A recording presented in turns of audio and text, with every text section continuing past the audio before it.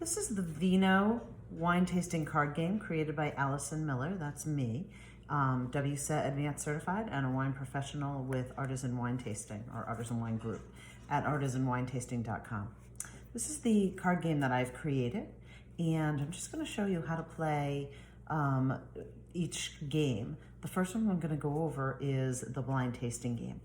Okay, and so if you have your bottle of wine and it is bagged and you pour yourself a glass of wine, the dealer is then going to deal each player 6 cards.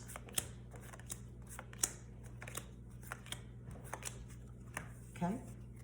Then the player will turn their cards over and they will have a list of cards,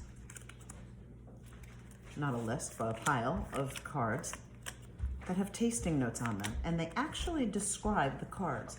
I put some easy ones in there, like a red wine, a white wine, okay?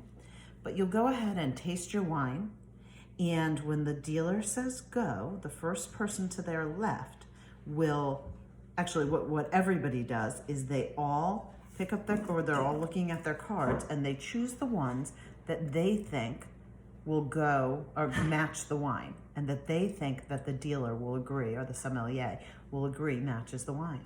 So we're trying a red tonight, and it's pretty earthy, but it's also oaky. So for the oak, I would say biscuit and cinnamon. So these I'm gonna hold in my hand.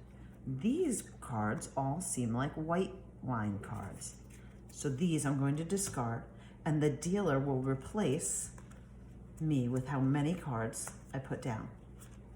Then it's the next player's turn, and they do the same thing. Once everybody goes around and has their first round and then their second round of replacement cards, it then is my turn again. And I am gonna pick out the cards that I think match with the wine, that I think are going to get approvals.